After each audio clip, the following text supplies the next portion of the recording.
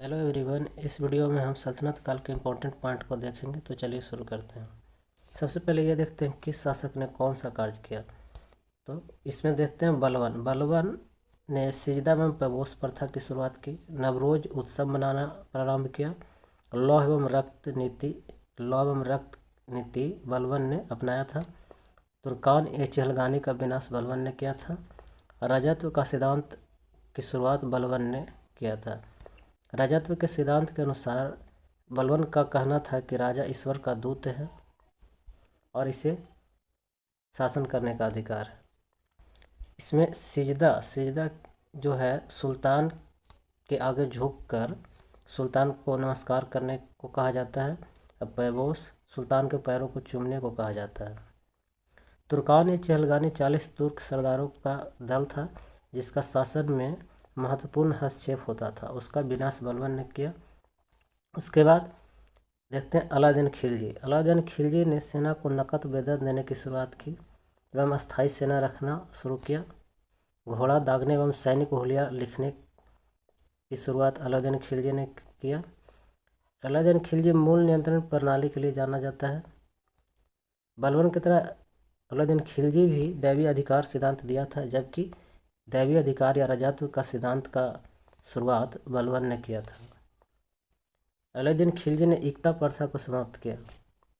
इक्ता प्रथा क्या था? इक्ता एक क्षेत्र को कहा जाता था जो वेतन के बदले में एक क्षेत्र दिया जाता था और उससे जो राजस्व प्राप्त होता था उससे उसका जो मालिक होता था इक्ता का, वो सैनिक सेवा के लिए और अन्य सेवा के लिए अन्य कार्य के लिए उसका खर्च करता था और वेतन के बदले जो क्षेत्र दिया जाता था उसे इक्ता कहा जाता था।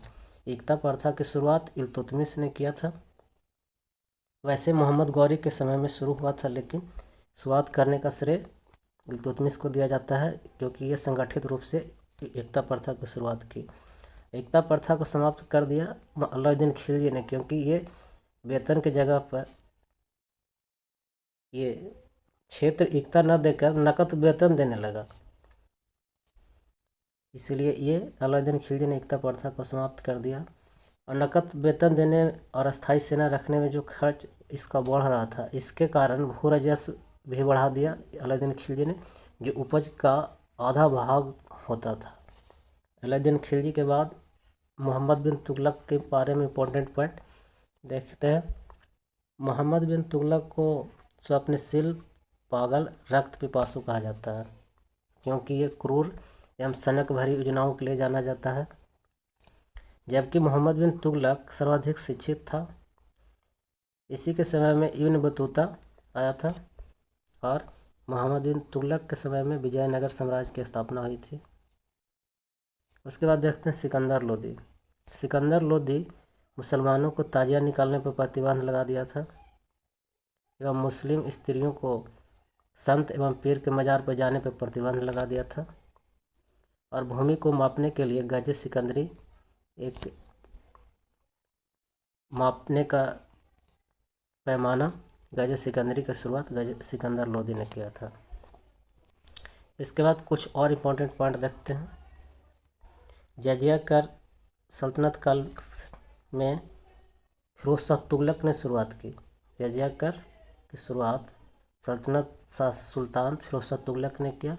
ब्राह्मणों पे भी जजिया कर लगाया था, जबकि जजिया कर की शुरुआत मोहम्मद बिन कासिम ने किया था जब सिंध पे आक्रमण किया था ये मोहम्मद बिन कासिम। उसके बाद मुग़ल शासक अकबर ने जजिया कर को समाप्त कर दिया था और फिर औरंगजेब ने जजिया कर को फिर से शुरू कर दिया था।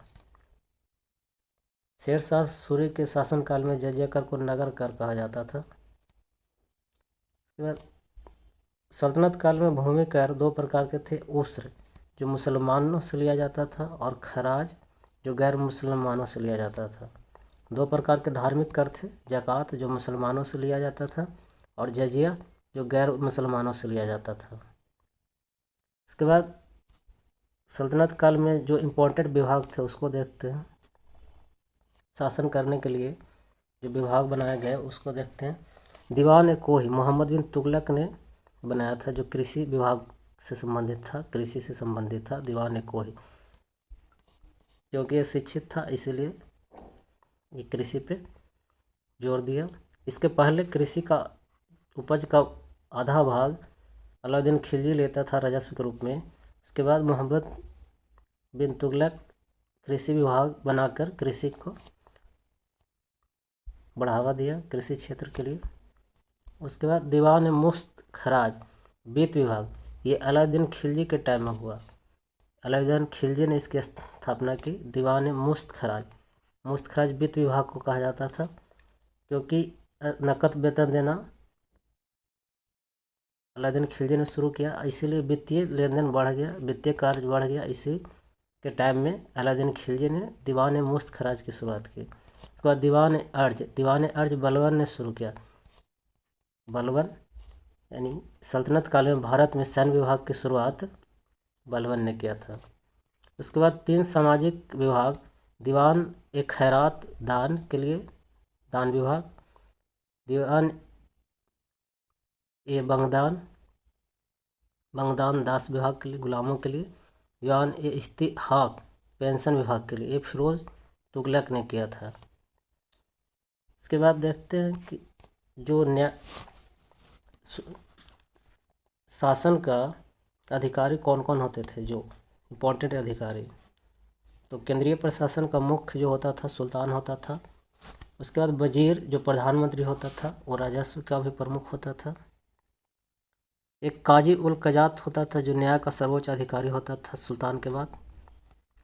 उसके बाद मजमूदार जो उधारी का जो धन दिया जाता था उसका लेखा जोखा रखता था। फिर आरिज ए ममालिक सैन्य विभाग का प्रमुख होता था।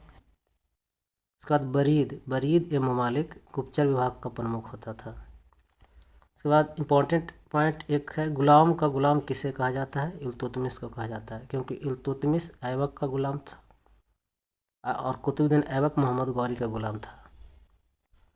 जबकि इल्तुतमिश को दिल्ली सल्तनत का वास्तविक संस्थापक माना जाता है।